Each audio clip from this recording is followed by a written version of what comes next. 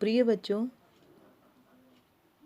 आज मैं आपको आपके हिंदी साहित्य के द्वितीय प्रश्न पत्र के पाठ्यक्रम में हिंदी भाषा और उसके विकास के बारे में चर्चा करूंगी। सबसे पहले ये जान लीजिए कि भाषा क्या है। भाषा की परिभाषा, भाषा का अर्थ। चलिए हम देखते हैं। भाषा अभिव्यक्ति का साधन है। किसी विशेष समाज द्वारा स्थापित शब्दों और शब्दार्थों की ऐसी व्यवस्थित पद्धति भाषा कहलाती है जिससे वह समाज अपने भावों और विचारों का आदान प्रदान करता है। संसार में कितनी भाषाएं हैं, यह जानना हमारा विषय नहीं है। हमें हिंदी भाषा का विकास देखना है। इसके लिए हमें भारतीय संदर्भ में हिंदी का विकास देखना है। हिंदी के विकास को जानने से पूर्व हमें उन आर्य भाषाओं के विकास पर दृष्टिपात करना होगा जिनसे आधुनिक आर्य भाषाएं विकसित हुई है। भारत में सर्वप्रथम आर्य जाति ही निवास करती थी। उन्हीं से आधुनिक आर्य भाषाएं अर्थात हिंदी आदि भाषाएं विकसित हुई है। इन आर्य भाषाओं का क्षेत्र उत्तर भारत की भाषाएं हैं। भारतीय आर्य भाषाओं का महत्व संसार की सभी भाषाओं से अधिक है।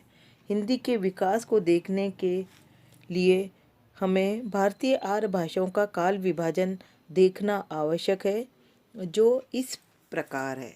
सर्वप्रथम प्राचीन भारतीय आर्य भाषाएं, दूसरा है मध्यकालीन भारतीय आर्य भाषाएं और तीसरा है आधुनिक भारतीय आर्य भाषाएं जिससे हमारी हिंदी भाषा का उद्भव हुआ है। इससे स्पष्ट आधुनिक भारतीय आर्य भाषाएं ही हमारी हिंदी भाषा का स्रोत है। प्राचीन भारतीय आर्य भाषाओं में जो भाषाएं आती है उनमें सर्वप्रथम है वैदिक संस्कृत और उसी का लौकिक रूप लौकिक संस्कृत के नाम से जाना जाता है। अर्थात प्राचीन भारतीय आर्य भाषाओं के दो भेद है, वैदिक संस्कृत और दूसरा है लौकिक संस्कृत। दूसरी मध्यकालीन भारतीय आर्य भाषाओं में के तीन रूप हमें मिलते हैं, पाली, प्राकृत और अपभ्रंश। आधुनिक भारतीय आर्य भाषाओं में हिंदी, पंजाबी, सिंधी, बंगला, मराठी, असमी, उड़िया और गुजराती है। देखिए बच्चों, इस विभाजन से हमें यह तो स्पष्टतः ज्ञात हो गया है कि भारतीय आर्य भाषाएं अर्थात हिंदी, पंजाबी या हम केवल हिंदी को ही देखें तो वह अपभ्रंश से उपजी है। अब हमें ये देखना होगा कि कौन कौन सी अपभ्रंश भाषाओं से कौन कौन सी आधुनिक भाषाएं उपजी है। अपभ्रंश भाषा पहली है शौर सैनी, जिससे पश्चिमी हिंदी का विकास हुआ है। दूसरी अपभ्रंश भाषा है नागर, जिससे राजस्थानी गुजराती विकसित हुई है। इसीलिए गुजराती और राजस्थान के कई शब्द हमको एक समान मिलते हैं। तीसरी अपभ्रंश भाषा है खस, जिससे पहाड़ी भाषा का विकास हुआ है। चौथी है पैशाची, इससे लहंदा और पंजाबी भाषा का विकास हुआ है। फिर अपभ्रंश भाषा है पांचवी ब्राचड़, जिससे सिंधी भाषा का विकास हुआ है। छठी है महाराष्ट्री, जिससे मराठी भाषा का विकास हुआ है। सातवीं है अर्धमागधी, जिससे पूर्वी हिंदी का विकास हुआ है। और सातवीं है मागधी, जिससे बिहारी, बंगाली, उड़िया और असमिया भाषा का उद्घाटन हुआ है या उद्गम हुआ है।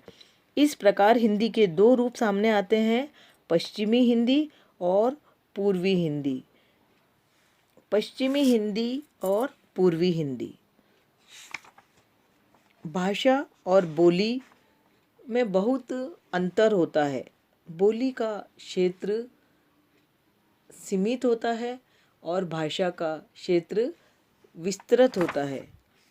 अब इन हिंदी भाषा से कौन कौन सी उपभाषाएं और बोलियां विकसित हुई है, ये हम देखते हैं। हिंदी से 5 प्रकार की उपभाषाएं विकसित हुई है। पश्चिमी हिंदी, पूर्वी हिंदी, राजस्थानी, पहाड़ी और बिहारी। पश्चिमी हिंदी से जो बोलियां विकसित हुई है उनके नाम है खड़ी बोली, ब्रजभाषा, हरियाणी, बुंदेली और कन्नौजी। पूर्वी हिंदी से जो बोलियां विकसित हुई है उनके नाम है अवधी, बघेली और छत्तीसगढ़ी। राजस्थानी से जो बोलियां विकसित हुई है उनका नाम है मारवाड़ी, जयपुरी, मेवाती और मालवी। पहाड़ी उपभाषा से जो बोलियां विकसित हुई है उसमें है पश्चिमी पहाड़ी, मध्यवर्ती पहाड़ी, कुमायूनी और गढ़वाली। फिर बिहारी उपभाषा से जो बोलियां विकसित हुई है उनके नाम हैं भोजपुरी, मगधी और मैथिली।